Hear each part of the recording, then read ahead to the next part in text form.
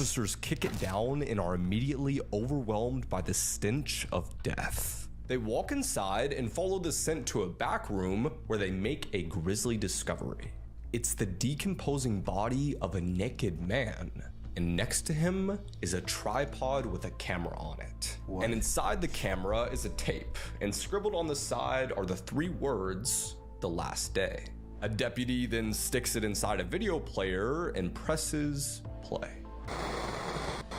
My name is Ricardo Lopez. It is January 14th, 1996. Today's my birthday. Okay. I'm 21. Now, yesterday I purchased... You're 21? This camera. I ain't even go cat. 21 is crazy, nigga. I'm not gonna lie, bro. I would have gave you like 34, nigga. 21 is crazy, nigga. I'm not gonna lie, bro. Like, bro. And I will begin a documentation of my life, of my art, and of my plans. Do you want to see something funny? I'm gonna show you who I am. I am a monster. This vlog is just one of 11 videotapes, along with a series of handwritten journals, that document Ricardo's descent into insanity. What starts as an innocent fandom quickly turns into a deadly obsession. And soon enough, authorities will be racing against the clock to prevent his evil plan from claiming the life what of is a it famous doing? singer. What is this nigga? Yo, these niggas got Batman plots in this bitch. I swear to God. What? What is happening? Ricardo Lopez became the Bjork Stalker. Ricardo's born on January 14th, 1975. We always get bro's whole backstory. Living in Uruguay.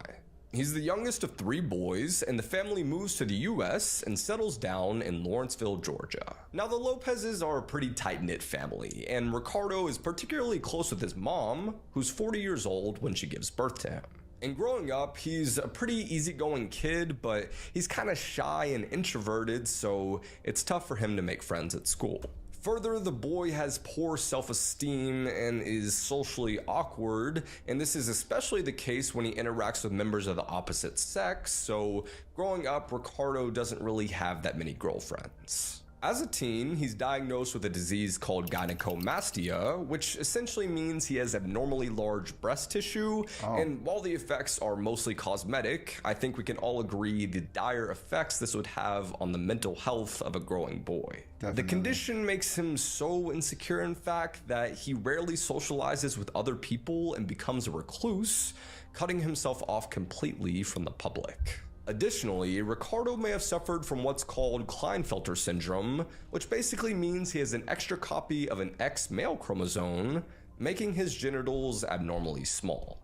His inferiority complex leads him to dropping out of high school when he's just 17 and moving to South Florida to work with his older brother in the pest control business. And when he's not working, trying to make ends meet, he's home alone in his Hollywood apartment. And there he finds that the only way he can escape his bleak, boring life is through celebrity magazines. He's fascinated by the admiration and glam these individuals receive and starts to live through them vicariously. Ricardo wishes that he was living this lifestyle and hanging out with them, and that's when he becomes particularly infatuated with one singer. In 1993, after seeing a music video of an emerging artist named Bjork, he's in awe by the girl's childlike appearance and innocence and instantly becomes obsessed. Ricardo begins reading everything he can get his hands on about Bjork, collecting information about her life, her career, writing her fan letters, and plastering her photos on his walls. It's never that deep. He starts making artwork using the girl's image, and side note, there'd been a point in time where Ricardo had dreamed of becoming an artist. And while he never applies to art school because he's too afraid of getting rejected, I think we all know that this is a red flag. Art school, getting rejected, shit is about to get wicked. But instead of art, Ricardo channels his creative energy into a diary about Bjork, which eventually becomes over 800 pages long. He meticulously documents his fantasies about the woman, now calling her his muse, and Ricardo notes that this obsession gives him an almost euphoric feeling. However, I think it's important to note that his love for Bjork wasn't physical, more of a worshipping nature, as he writes, I couldn't have sex like a with god Bjork because I love her. Things get even weirder when Ricardo dreams of inventing a time machine so he can go back to the 70s and befriend Bjork when they're both kids. As this obsession grows, he becomes more isolated, and Ricardo's entire existence revolves only around Bjork. He spends most of his time alone, cooped up in his apartment, pouring his energy into journals and creating an imaginary life with the girl. However, his passion takes a dark turn 3 years later when he learns that Bjork has a new lover. Oh, God. It's January 14th, 1996. This nigga's about to kill everybody. He's about to he's about to blow the whole bitch up, bro. You heard him. Said bro was rejected from art school or was about to be. You know what happened the last time that happened to somebody, bro. I'm just saying, bro. So like 6, and Ricardo's reading an article in Entertainment Weekly about the singer's new boyfriend. He's also a musician and fellow entertainer who goes by the nickname Goldie. This relationship, along with the fact that the guy is African American, turns Ricardo's deep affection for Bjork into an intense hatred. Oh, he racist! Beautiful face. This cute, innocent, sweet and shy thing. She's fucking a Can you believe that? Yes, that's unacceptable. See, in Ricardo's head, he thinks that Bjork is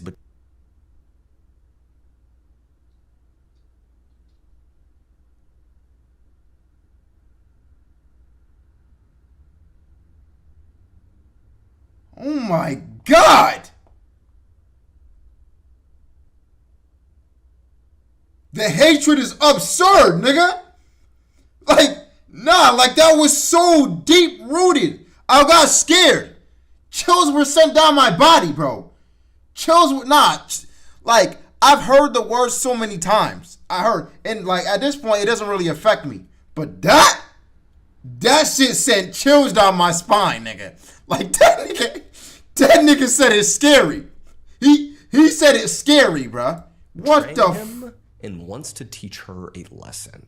And she will pay. She killed me for that. He starts conjuring up different methods of revenge and makes a plan so he can attack her from a distance and not be the one held responsible. He then has an idea for a sort of book bomb that when she opens it up, the contents will explode on her face, disfiguring, or better yet, killing her. And of course, this is all under the premise that if he can't have her, no one can. Ricardo first decides to fill the weapon with HIV-infected blood and designs a device that shoots needles out of it. And ideally, they'll puncture Bjork's skin, injecting the virus into her system, giving her the disease. And while he's on— This nigga is mad! What the fuck? Nah, bro. This nigga is mad. Unable to obtain the materials to make such a thing, it's not really a problem because he has a backup plan. Since Ricardo is an exterminator, he has access to restricted and dangerous chemicals and decides to make an acid bomb. He uses a substance called sulfuric acid, which is colorless, odorless, and extremely hard to detect. Further, it's highly corrosive and extremely dangerous when it comes into contact with human skin and can lead to severe burns, even death. And to Ricardo, this is the perfect way to get back at Bjork for betraying him. He then documents every diabolical step, turning this nightmare of a This nigga knows how to make it! He records the process of calling several chemical supply companies to see just how much sulfuric acid that he can get his hands on. He demonstrates in the book how to gently remove the pages, hollowing it out, leaving the spine and cover intact. Ricardo even tests out his homemade explosive, showing off how it will work by pouring an unknown liquid inside and watching it blast open and splatter onto his wall. Direct hit. For 9 months, Ricardo records every macabre move and motive, creating 11 tapes in total and over 22 hours of footage. But he doesn't plan on just killing Bjork. See, a crucial part to all of this is Ricardo taking his own life. What? He has hopes that if they die at the same time, they'll be thrust into the afterlife and spend all of eternity together forever. And although he's clearly mentally unstable, he speaks to the camera directly and with purpose. Ricardo states exactly what he's about to... Nah, bro, at this point, he's a Batman villain, bro. Like, nah, like, no joke. Like, I swear to God, like, at this point, bro is actually a Batman villain. Like, nigga sounds like he's on some Bane shit. If he was, like, dumb, muscular, scary, wearing a mask or some shit, that would have been mad. Because he's, bro... to do and insists that he is aware Kingpin shit. Facts. Kingpin. I can do it tomorrow. Finish it tomorrow. Then I have to work on my own personal suicide message from my family and stuff. That's gonna be the hardest. I gotta make it look like I know what I'm doing. I'm not depressed. On September 12th, 1996, Ricardo is sitting in front of his video camera in his Hollywood apartment. He explains that he has just mailed a package to Bjork at her home in London. It's disguised to look like something from her record company, which he hopes will entice her to open it immediately. He seems pleased with the thought of finally taking action against the singer, who he believes has caused him so much pain. He then says that this will be his final diary entry because in a few hours, he will be dead. Ricardo shows off his filthy apartment, referring to it as a pigsty, and you can see the camera pan over a cluttered, cramped room. God damn, nigga. Filled completely with trash, stacked with books, videos, and writing scrawled across the walls. The 8mm He then grabs tape. an electric razor and starts shaving his head before covering his face with red, green, and black grease paint, looking like some sort of primitive warrior. Bro is Ricardo going, then arms himself with a weapon and sits as the song I Remember You by Bjork plays in the background. In his final moments, Ricardo sits in front of the camera, taking several deep, long breaths, and continues to speak as he does so. He claims that he isn't nervous, repeatedly insisting that he knows exactly what he's doing because this is the moment he's been planning for. Then, as it gets toward the last part of the song, Ricardo makes one last declaration. This death is for you, Bjork. At 2:53 p.m., I Remember You comes to an end, and Ricardo puts a 38 in his mouth, takes one last deep breath, and pulls the trigger. A single shot echoes in the tiny room as he groans and falls out of his chair, revealing a message written in black on the wall behind him. It reads, "The best of me, nigga. September 12th.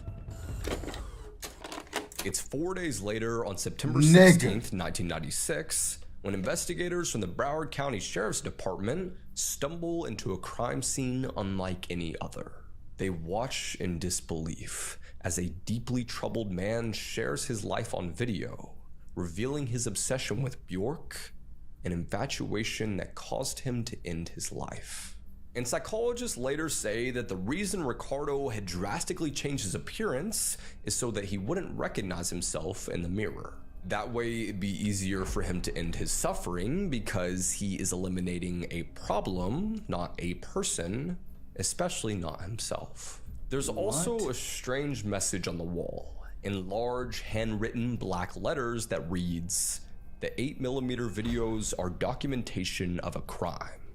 Terrorist matter. They are for the FBI." And below the words are a collection of videos and journals detailing exactly what had happened on that fateful day, and of course, the months leading up to it. Officers then become alarmed as the contents reveal an explosive device had been created in this very apartment. They're thinking, well, where is it? Facts. And is this thing about to go off?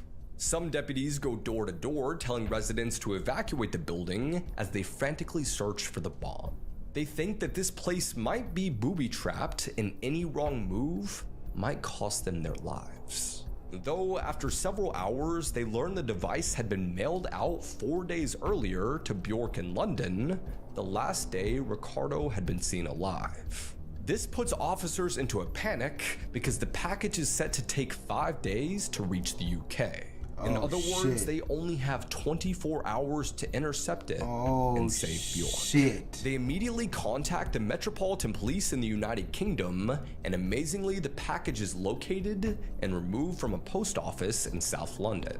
It's then safely detonated, and thankfully, no one is harmed in the process. Now, when the shocking details of this whole ordeal start to spread, the case of the Bjork stalkers sends the media into a frenzy.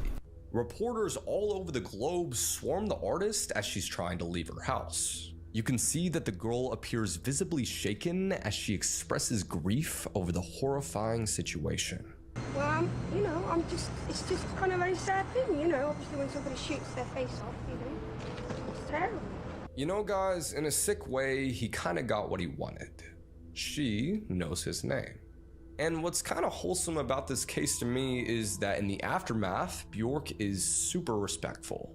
She sends flowers and a card stating her deepest condolences to his family. Now, the Lopez family say they'd known about his fascination with the singer, but never could imagine he'd be capable of such violent behavior. This is a guy who clearly needed professional help and had been desperate. He hadn't been able to cope with his intense feelings of not being good enough, and an obsession led him down a destructive, fatal path. With social media, influencers and celebrities are more accessible to their fans than ever before.